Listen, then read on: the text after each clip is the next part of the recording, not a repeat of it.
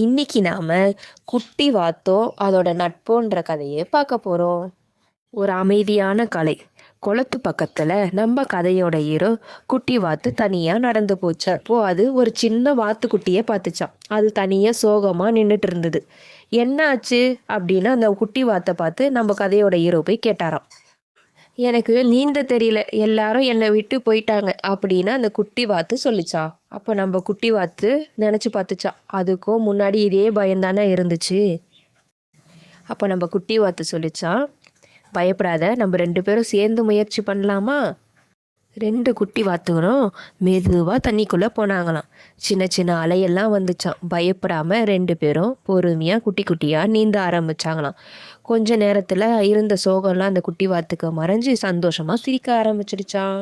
இந்த கதையிலேருந்து நம்ம என்ன கற்றுக்குறோம்?